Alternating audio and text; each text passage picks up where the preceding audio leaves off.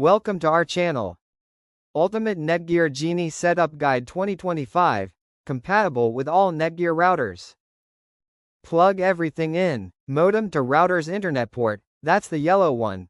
Then, either connect your PC, laptop to one of the LAN ports on the router or hop on the default Wi-Fi name. You'll find that on the sticker underneath. Fire it up. Give it like a minute. The router lights should blink, then settle.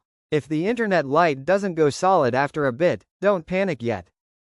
Launch Netgear Genie. Open your browser. Type www.routerlogin.net or 192.168.1.1 in the address bar.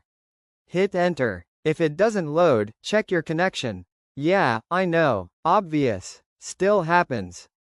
Log in. Default login. Username, admin. Password. Let Genie do its thing.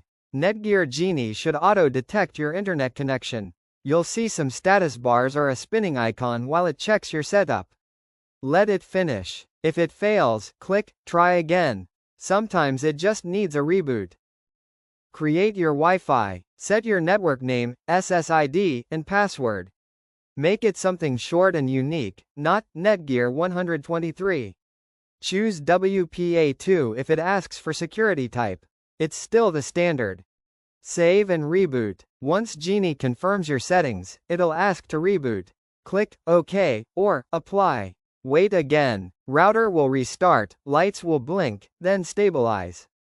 Reconnect. Your previous Wi-Fi name won't function now. You recently updated it. Join your new SSID with the password you created. Check internet. Open a random website, something like reddit.com or speedtest.net. If it loads, you're good. If not, unplug both router and modem. Wait 30 seconds. Plug modem first, then router. Works 90% of the time. Thank you for watching.